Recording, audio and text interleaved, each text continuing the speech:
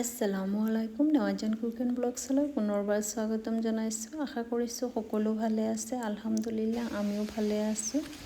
আৰু আপোনালোকৰ ৰোজা ভালে ভালে গৈ আছেনে? আলহামদুলিল্লাহ আমাৰ ৰোজা ভালে ভালে গৈ আছে। আৰু আজি ৰাতিপুৱাই ভাবিলোঁ প্ৰথমতে কাপোৰখিনি ধুই লওঁ। সেয়েহে কাপোৰখিনি ধুই চাদলৈ লৈ আহিছিলোঁ মেলিবলৈ। আৰু অলপ কাপোৰ মেলাৰ পিছতে দেখিলোঁ ইমান বতাহ দি আছে। তাৰপিছতে অলপ সময় ৰৈ আছিলোঁ ইয়াতে। তাৰপিছতহে কাপোৰখিনি মেলিলোঁ। আৰু এইফালে দেখিলোঁ জলকীয়া গছত জলকীয়া অলপ পকি আছে। ভাবিলোঁ পকা জলকীয়াখিনি ছিঙি নিওঁ, কিবা কামত আহিব, কিবা ৰান্ধোতে লাগিব। আৰু গছৰ জলকীয়া এনেও ভাল লাগে নহয়। আৰু মোৰ গছ গছনি লগাবলৈ বহুতেই ভাল লাগে। তলত আমাৰ জাগা নাই বুলিয়ে ক'ব পাৰি।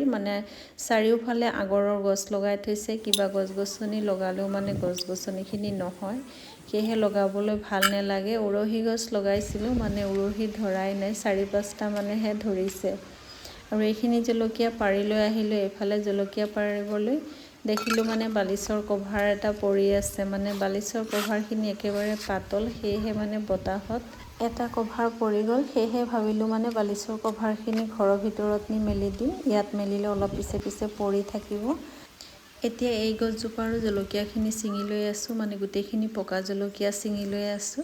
কেঁচাখিনি লাহে লাহে পকি থাকিব, পিছত নিম। আৰু এতিয়া আহিলোঁ নতুনকৈ বনোৱা ৰুমটো চাফা কৰি ল'বলৈ। আৰু এই ৱালখনত এতিয়াও ডিজাইন কৰা হোৱাই নাই।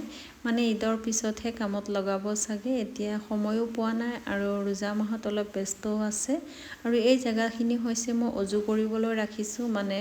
বাথৰুমত অজু কৰিব নোৱাৰি। সৰু ল'ৰাটো সৰুৰ পৰা সি মাজে মাজে পেচাব কৰে বাথৰুমত। সেয়েহে মোৰ বেয়া লাগে বাথৰুমতে অজু কৰিবলৈ। আৰু এই দৰ্জাখন যেতিয়া মই ৰাখিছিলোঁ তেতিয়াই ভাবিছিলোঁ এইফালে নামাজ পঢ়িবলৈ ৰুম এটা বনাম আৰু লগতে অজু কৰিবলৈ জেগা বনাম।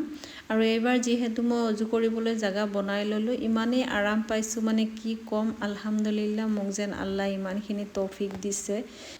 নামাজৰ জেগাৰ লগতে অজুৰ জেগা বনাই লৈছোঁ। অজু কৰিয়ে নামাজ পঢ়িব পাৰি, বহুতেই সুবিধা হয়। আৰু মই আজিকালি ৰোজা মাহ অহাৰ পৰাই জায়নামাজখন এনেকৈয়ে থৈ দিওঁ। এনেকৈ থৈ দিলে কি হয় জানেনে?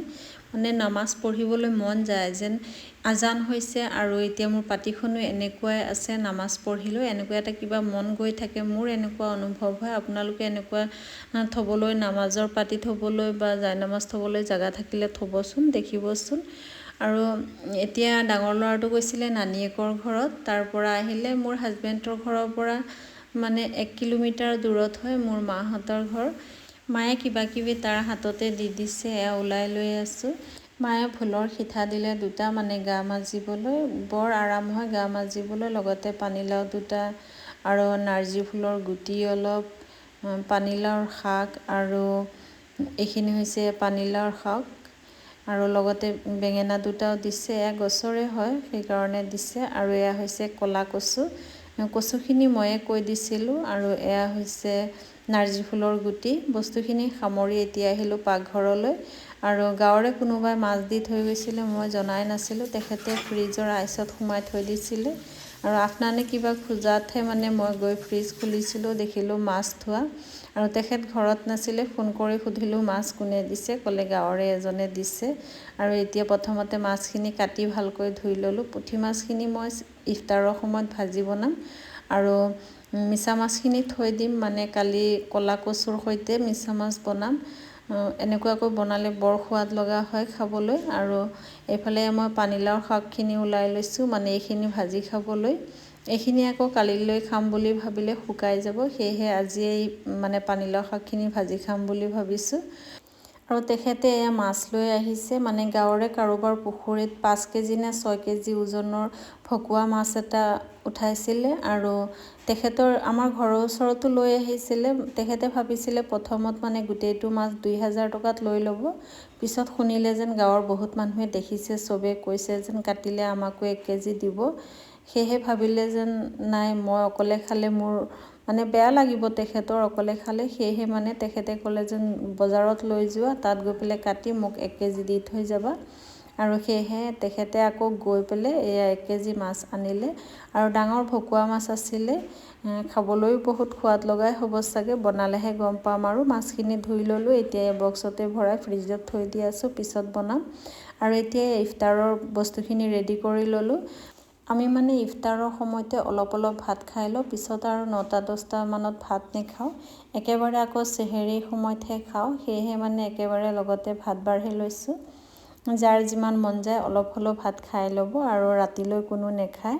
আৰু এতিয়া আমি ইফতাৰ কৰি ল'লোঁ আৰু বহুত সময় আৰাম কৰি লোৱাৰ পিছত নামাজ পঢ়ি ল'লোঁ। এতিয়া আহিলোঁ পাকঘৰলৈ চেহেৰীৰ কাৰণে ৰান্ধিবলৈ আৰু মাছ অলপ উলিয়াই লৈছোঁ। মাছখিনিত অলপ মছলাখিনি অলপ সময় ৰেষ্টত ৰাখিম, সেয়েহে অলপ মছলাখিনি ৰেষ্টত ৰাখিলোঁ। এতিয়া এইফালে কেৰাহীত তেল দি গৰম হোৱাৰ পিছত মাছখিনি দি দিছোঁ ভাজিবলৈ আৰু মাছখিনি অলপ ৰঙচুৱাকৈ ভাজি ল'লোঁ। মাছখিনি ভজা হৈ গৈছে, উঠাই প্লেট এখনতে ৰাখি দিছোঁ আৰু পিঁয়াজ অলপ দি দিলোঁ। পিঁয়াজখিনি অলপ সময় ভাজি লৈ আছোঁ আৰু এই পিঁয়াজখিনি ভাজি লোৱা হৈ গৈছে। অলপ পানী দিলোঁ মছলা পাউডাৰখিনি দিবলৈ, নিমখ, জলকীয়া, হালধি আৰু লগতে জিৰা ধনিয়া পাউডাৰো অলপ দিলোঁ। মছলাখিনি ভালকৈ মিক্স কৰি ঢাকনখন লগাই দিছিলোঁ মছলাখিনি ভুনি ল'বলৈ। এয়া মছলাখিনি ভুনি লোৱা হৈ গৈছে। এতিয়া বিলাহীখিনিও দি দিলোঁ আৰু বিলাহীখিনিও অলপ সময় মছলাৰ লগত ভাজি তাৰপিছতে মই অলপ পানী দি দিছোঁ বিলাহীখিনি সিজিবলৈ। মানে বিলাহীৰ ৰংটোহে ৰঙা, হ'লেও মানে বিলাহী কেঁচা আছিলে, সেইটো কাৰণে অলপ ভালকৈ সিজাই ল'লোঁ। আৰু এতিয়া ইয়াত জোল ৰাখিবলৈ পানী অলপ দি দিছোঁ, লগতে মাছৰ মাথা এফাল আছিলে এইখিনিও দি দিছোঁ আৰু ঢাকনখন অলপ সময় লগাই ভালকৈ উতলাই ল'লোঁ। এতিয়া বাকী থকা মাছখিনিও দি দিলোঁ। মাছখিনি দি অলপ লৰাই আকৌ ঢাকনখন লগাই দিছিলোঁ অলপ সময়ৰ কাৰণে। আৰু এতিয়া তৰকাৰীখিনি ৰেডি হৈ গৈছে, ধনিয়া পাত দি লৰাই দিলোঁ আৰু এতিয়া মানে ঢাকনখন লগাই গেছ বন্ধ কৰি দিম। আকৌ চেহেৰীৰ সময়ত ভালকৈ গৰম কৰিব লাগিব, সেইকাৰণে এইফালে ৰাইচ কুকাৰত ভাত বহাই দিছোঁ, লগতে উৰহি আৰু জলকীয়া অলপো ধুই মানে বইল হ'বলৈ বহাই দিছোঁ। ভাতৰ লগতে বইল হ'ব আৰু এয়া বইল কৰি লোৱা হৈ গৈছে। এতিয়া ভৰ্তা বনাবলৈ পিঁয়াজ, জলকীয়া আৰু ধনিয়া পাত কাটি লৈছোঁ, ভৰ্তাখিনি বনাই ল'লোঁ। এতিয়া হৈছে চেহেৰীৰ সময়, গোটেইখিনি বস্তু মই গৰম কৰি ল'লোঁ আৰু ৰাইচ কুকাৰত ভাত বনালে গৰম থাকে, গৰম ভাত বাঢ়ি লৈছোঁ।